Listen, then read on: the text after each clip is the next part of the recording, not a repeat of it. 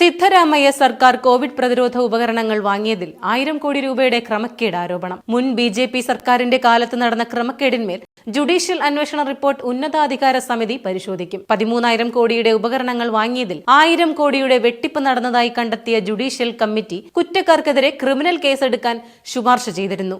ഇത് പരിശോധിച്ച് തുടർ നടപടി സ്വീകരിക്കാനാണ് ചീഫ് സെക്രട്ടറിയുടെ നേതൃത്വത്തിലുള്ള സമിതിയെയാണ് നിയോഗിച്ചിരിക്കുന്നത്. കോവിഡ് കാലത്ത് ഉപകരണങ്ങളും മരുന്നും വാങ്ങിയതിന്റെ മിക്ക ഫയലുകളും ഇന്ന് അപ്രത്യക്ഷമാണ്. 10,000 കിടക്കകൾ 20,000 രൂപ വാടക നൽകി, 45 രൂപയുടെ മാസ്ക് വാങ്ങിയത് 485 രൂപയ്ക്ക് എന്നീ ഗുരുതര ആരോപണങ്ങൾ ആദ്യം ഉയർത്തിയത് ബി.ജെ.പി. എം.എൽ.എ. തന്നെയായിരുന്നു.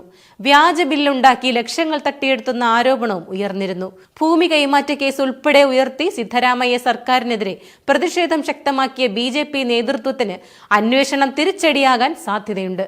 അതേസമയം രാഷ്ട്രീയ പകവീട്ടലാണ് നടക്കുന്നതെന്ന് യെഡിയൂരപ്പയുടെ മകനും ബി.ജെ.പി. സംസ്ഥാന പ്രസിഡന്റ് ബി.വൈ. വിജയേന്ദ്രയും ആരോപിക്കുന്നു.